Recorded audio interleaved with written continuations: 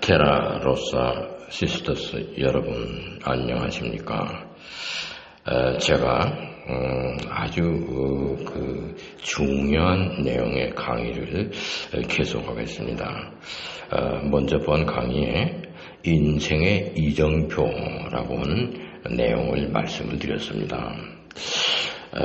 그 강의의 거의 말미에 인간의 노력 50%와 하나님의 인도하심 50%가 합해서 조화를 이룰 때 아주 우리의 인생의 이정표는 훌륭하게 이루어진다. 이렇게 결론을 냈습니다.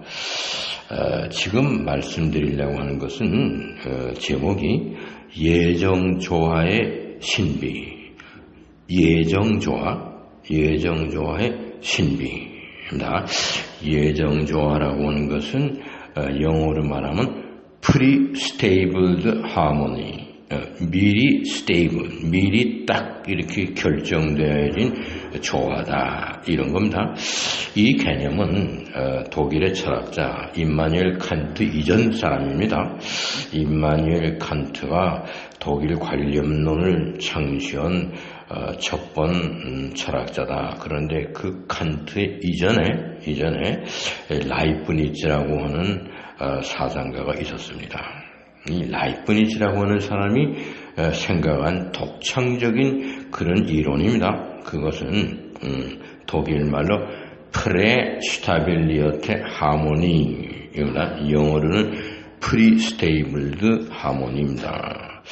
이러한 그 이야기는, 이거는 우리말로 번역하자면은 예정조화, 미리 선정된 조화, 이런 겁니다. 예정조화라는 뜻의 개념입니다. 이것을 라이프니츠는 하나님이 우주를 창조하실 때 예정조화가 있었다, 그겁니다. 그건 뭐냐 그러면은 하나님이 그 우주를 창조하려고 했던 그 정신적인 플랜, 마음 속에 내가 우주를 창조해야 되겠다, 그러는 멘탈 플랜이 있었다, 그겁니다. 정서적인 플랜입니다. 정신적인, 그리고 마음의 정서적인 이러한 계획이 있었다. 그걸 라이프니츠는 멘탈 플랜이라고 얘기합니다. 그래서 예를 들어서 태양계다. 그러면 중앙에 센트럴 파이어에 해당하는 열과 빛을 발하는 태양이 중앙에 있고 그 주위에 행성들이 공전을 해야 되겠다. 이런 거를 멘탈, 정신적으로 또 마음속에 정서적으로 하나님이 계획을 하셨다, 그겁니다. 그건 어디까지나 50%밖에는 안 되는 계획입니다. 아무리 마음속에 좋은 계획이 있어도 실천이 안 되는 그거는 100이라고 말할 수가 없습니다. 마음속에 있는 계획은 어디까지나 전체의 50%에 해당하는 겁니다. 맥시멈이 그렇습니다.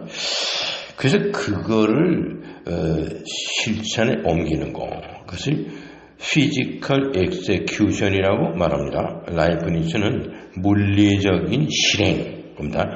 피지컬 엑세큐션, 이게 또 50%입니다.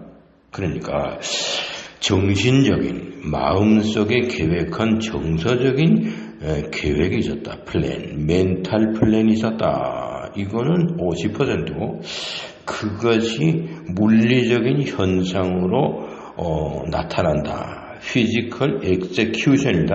물리적으로 실현되는 거, 그게 50%입니다. 이 멘탈 플랜 50%와 피지컬 엑세큐션 50%가 합해서 100이 돼야 모든 계획은 완성되는 겁니다. 그러면은 제가 인생의 이정표에서 말씀드리려고 하는 것은 우리가 마음속에 계획이 있어요. 그건 멘탈 플랜입니다. 라이프니츠에 대해 말하면 정신적인 생각입니다. 그거는 전체의 50%밖에 안 되는 겁니다. 그러면 마음의 어떤 의도, 내가 이런 것을 해야 되겠다 하는 거, 이런 거는 전체의 50%에 해당하고 나머지 50%는 물리적인 실행입니다. execution입니다. 내가 유학을 가야 되겠다. 그런 마음의 플랜이 있으면 그 다음에는 비행기표를 사고 여권을 내고 이렇게 해서 독일에 비자 신청을 하고 이래서 독일로 여행 가서 독일의 함부르크라든가 뮌헨이라든가 뭐 프랑크푸르트에 도착하는 겁니다. 이것은 피지컬 execution입니다. 내 마음에 있는 멘탈 플랜이 물리적인 현상으로 실천되는 것입니다. 이게 양쪽이 50%, 50%입니다. 합해서 100%가 될 때 성공이 일어나는 겁니다. 그래서 내가 독일 유학 가는 것은 내 마음에 계획한 계획과 물리적인 실행, execution이 합해서 100이 될 때 실천되는 거 아닙니까? 그래서 독일 갔어요. 그 다음에 내 마음속에 플랜이 또 발전합니다. 독일 가서 무엇을 할 것이냐. 철학을 공부하려고 그랬는데 느닷없이 컴퓨터 프로그래밍을 공부하는 일이 생겼어요. 그러면 그 분야에서 내가 마음의 계획을 다시 하게 됩니다. 여기 독일에 원래 한국에서 마음 먹고 올 때는 철학을 공부하러 왔다. 신학이나 철학을 공부하러 왔다. 그랬는데 그 마음의 계획이 그대로 안 되고 독일에 오긴 왔는데 여기 와보니까 사정이 마음속에 다른 계획을 수립해야 되는데 그것은 컴퓨터 프로그래머가 전산 요원이 되는 것이다. 이겁니다. 이런 새로운 멘탈 플랜을 세웠을 때는 그것도 또 50입니다. 50%. 그거에 해당되는 피지컬 execution이 있어야 되는 겁니다. 그거는 내가 프로그래머로 인정받아가지고 어떤 라이선스도 따고 그래서 전자계산소에 일자리를 얻어야 되는 것입니다. 그래서 일자리를 얻어서 컴퓨터 프로그래밍을 내가 그런 업무를 진행하고 있는 거. 이것이 마음속의 계획 50과 실제로 되어지는 피지컬 execution 50이 합해서 100이 돼야 그것이 성공되는 경우입니다. 이것이 라이프니츠가 말하는 예정조화라고 하는 겁니다. 하나님이 마음속에 생각한 거, 예정한 거, 그것이 우주의 물리적인 현상으로 실현되는 거, 이게 다 50%, 50%씩입니다. 이게 100이 될 때 그 창조된 것은 아름답습니다. 하나님의 창조하신 거는 아름답습니다.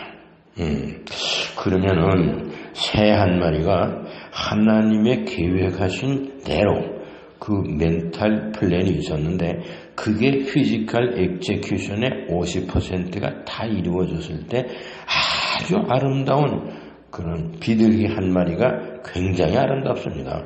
그 깃털이라든가 뭐 이겁니다. 이래서 창조의 그 예술적인 극치가 실현되는 것이 마음속의 계획 50%와 물리적인 실천 과정의 50%가 합해서 가능하다. 그런 겁니다. 이것이 라이프니츠가 말하는 예정조화라고 하는 것입니다. 이 예정조화의 신비스러움은 제가 여러분들에게 다시 말씀을 드리려고 하는 것입니다. 그것은 무엇이냐? 평강공주라는 공주가 있었습니다. 그래가지고 그 다음엔 온달장군이 있었어요. 평강공주와 온달장군에 관한 이야기입니다. 아마 고구려 때인가 그런 거로 알고 있습니다.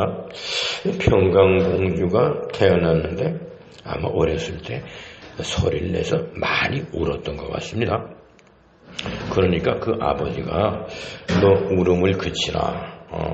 울음을 안 그치면 너는 이 다음에 크면 바보 온달에게다 시집 보내겠다. 이래서 바보 온달은 무섭게 생겼고 네가 바보 온달 만나면 크게 불행해진다. 이래서 공포감을 조성해서 그래요. 그 바보 온달 만나면 내가 큰일 나겠는데 이러한 근심으로 인해서 울음을 그치게 이렇게 하기 위해서 얘기한 겁니다. 근데 평강공주는 어렸을 때부터 아버지로부터 너는 이 다음에 크면은 온달장국에다 시집 보내겠다 이 말을 아주 귀에 못이 박힐 정도로 듣고 자라났습니다. 그래서 성년이 돼서 혼인할 나이가 됐을 때에 귀족 계급이라든가 왕자 신분이라든가 이런 사람들과 선을 봐야 되는데 평강공주 얘기는 나는 싫습니다. 온달장군 찾아서 온달장군과 결혼해 살겠습니다. 이러는 겁니다. 그래서 아버지가 반대해서 그거 안 된다. 내가 어렸을 때 너에게 교육적으로 한 얘기인데 그거는 실현 가능성이 없는 거고 네가 온달이라는 사람이 어디 있는지 알지도 못하지 않냐. 그러니까 이 평강공주가 얘기를 했어요. 아버지 걱정 마세요. 내가 다 수소문을 해서 알아봤는데 저 깊은 산속에 오두막집을 짓고 장님이 된 어머님을 모시고 살고 있는데 그 장님이 된 어머님을 모시는 아주 효자라고 합니다. 그 효자인 그 온달 절대로 바보 온달이 아닙니다. 아주 효자입니다. 그 효자인 온달을 내가 찾아가서 그 온달과 결혼해서 살겠습니다. 이렇게 됐습니다. 그래서 평강공주가 보따리를 싸가지고 그 온달이 산다고 하는 그 심심산 쪽에 가서 그 오두막집을 찾아갔습니다. 그랬더니 온달이 당신 누구냐? 나 당신하고 결혼해서 살려고 하는 사람이다. 그러니까 온달이 생각하기를 이거 무슨 구미호가 나타나가지고 남자를 홀리려고 하는 이상한 이런 존재구나.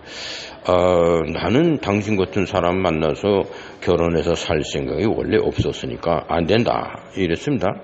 그런 것을 반대하는데도 불구하고 이 평강공주가 온달 장군과 만나서 살겠다. 이래서 그 오두막집에서 온달 장군과 함께 살았습니다. 그때 온달 장군에게 활 쏘는 법 가르치고 이 평강공주는 궁에서 다 보았습니다.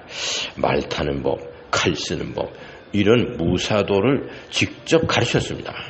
그래서 온달 장군은 평강공주에게서 무사도를 배웠습니다. 칼 쓰고 활 쏘고 말 타고 하는 것을. 그래서 평강공주가 가르친 다음에는 당신 한번 해보라.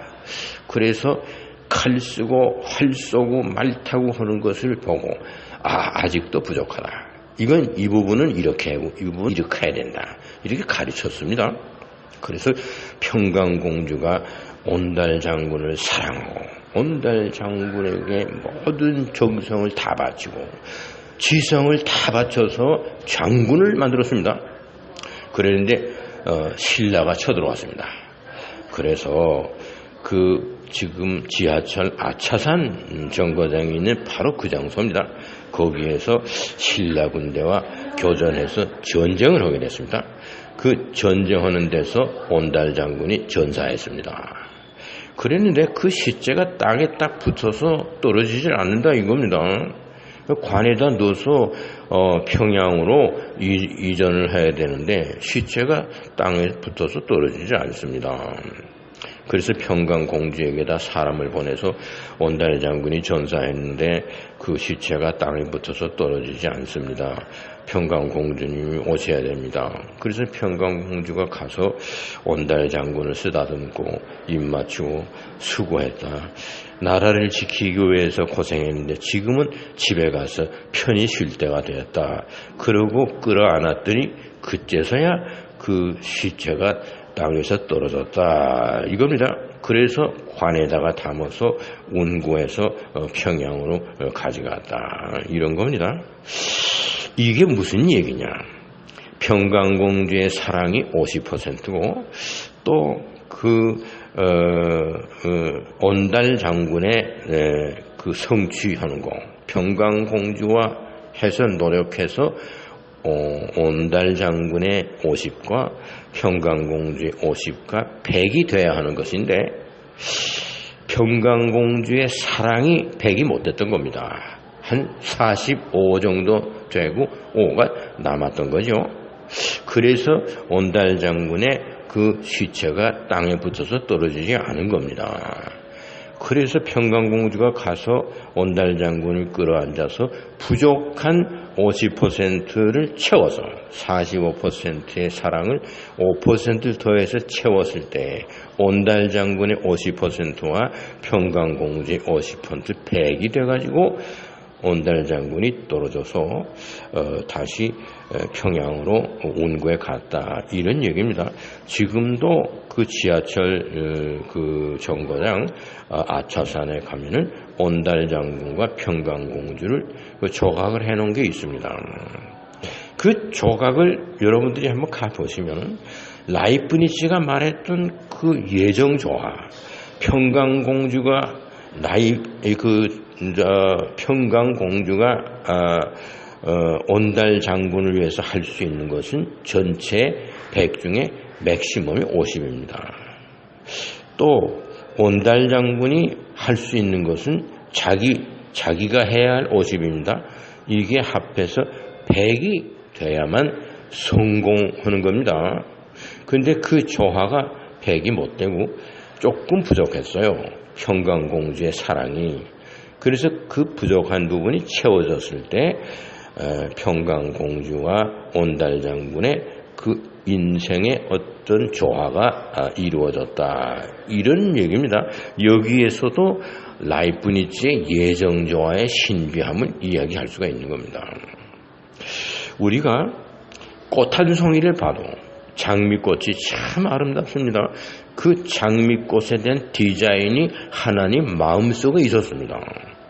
근데 그것이 물리적으로 피지컬한 엑세큐션의 과정이 없으면 그렇게 아름다운 것이 표현이 안 되고 나타나진 않습니다. 그래서 하나님의 마음에 계획했던 멘탈 플랜 50에다가 피지컬 엑세큐션 50이 함께해서 장미꽃이라는 아름다운 예술적인 이런 꽃이 창조가 되는 것입니다. 이것이 라이프니츠가 얘기한 예정조화라고 하는 것입니다. 그러면 제가 말씀드린 인생의 어떤 이정표를 세웠다. 그거는 내가 아무리 노력해도 50%밖에 안 되는 겁니다. 나머지 50%는 하나님이 해주셔야 되는 겁니다. 하나님 편에서도 내가 세우는 모든 것을 100을 다 하나님이 해주실 수가 없습니다. 어디까지나 하나님이 나를 위해서 할 수 있는 것이 50%밖에 안 되는 겁니다. 나머지 50%는 내가 해야 되는 겁니다. 우리가 신앙생활에서 이런 것을 모르면 그저 기도하면 하나님이 100% 이루어 주신다. 이거 잘못된 겁니다. 하나님께서는 우리 인간을 위해서 하실 수 있는 것은 하나님 편의 50%밖에 없습니다. 내 편에서 50%를 다해야 그게 합해서 100이 돼서 아름다운 그 결과가 생겨날 수 있는 겁니다. 결혼해서 부부 생활도 마찬가지입니다. 내 여동생이 내가 독일에 유학하고 있는 동안에 편지를 보냈습니다. 오빠가 지혜롭고 공부도 많이 하고 오빠 생각이 내가 본받을 게 많아서 의논하는데 내가 이제 결혼해야 되겠는데 어떤 상대를 만나면 내가 행복하게 되겠나 오빠에게 좀 의논하고 싶다. 이런 편지가 왔습니다. 그때 내가 동생에게 편지했어요. 네가 만나서 결혼해서 살고자 하는 상대자하고 합해서 두 사람이 행복할 수 있는 행복 지수는 100이다. 100일 때 네가 아무리 똑똑하고 노력해도 50 이상을 할 수 없고 네 상대편에 신랑 될 네 애인이 노력해서 50%를 채워서 너의 50%와 네 신랑 될 사람의 50%가 합해서 100이 되는 것이다. 이렇다고 하면 우리가 네 상대자가 앞으로 결혼하고자 하는 그 남성이 너만 못해. 여러 가지로 능력이 부족해. 응? 이래서 30밖에 가지고 있는 게 없다 이거야. 근데 네가 50을 다 성취하면 합해서 80점은 되지 않겠냐. 그러면 우등생이다 이거야. 행복지수가 100은 못 돼도 80이 되면 그런 대로 살아갈 수 있다. 그 중에서 네 50이 중요한 거지. 네 상대자는 30밖에 없어. 그래도 합해서 80이 되지 않겠냐? 근데 네가 가지고 있는 게 10개밖에 없다 이거야. 네가 50이 있어야 되는데 네가 가지고 있는 게 10개밖에 없으면 네 상대자 30하고 합해서 40밖에 안 되지 않겠냐. 그러면 이건 낙제 점수다 이거지. 응? 100점 만점에서 50점도 안 되는 거 아니겠냐. 그러면 비밀이 어디에 있느냐. 네가 내 몫의 50을 다 하면 비록 네 상대자가 10개밖에 없어도 합하면 60점이고 낙제 점수 면하고 만일에 네 상대자가 아무것도 없다 제로다 하더라도 네가 50을 가지고 있으면 너희들의 행복지수는 100이 만점이라고 할 때 50점은 되지 않겠느냐. 내 이 얘기는 모든 네가 앞으로 상대자를 만나서 결혼해서 행복하게 살 수 있는 그 행복지수의 비밀은 네 자신에게 있는 것이 먼저다. 네가 해야 될 부분 50을 성실하게 완성시키는 거 그것만 있으면 상대방이 좀 부족하더라도 합해서 아주 우등생 점수는 될 수 있지 않겠냐. 80점, 90점 이룰 수 있지 않겠느냐. 이런 생각을 해볼 때 내가 누구를 만나야 어떤 사람을 만나야 행복하게 되겠느냐 하는 상대편의 어떤 행복지수에 대한 비밀이 있는 게 아니라 네 자신 속에 있다. 네가 50%를 다 가지고 있으면 상대편이 조금 부족하더라도 합해서 우등생의 행복지수는 가능할 것이 아니겠느냐. 내가 이렇게 여동생에게다 충고했을 때 여동생이 오빠의 그 얘기 정말 나는 처음 듣는 얘기고 그런 것을 이야기해준 라이프니츠라는 사상가가 있었나. 그 사람은 이론가고 철학만 하는 사람이 아니고 실천가다. 실생활에서 필요한 진리를 가르친 사람이다.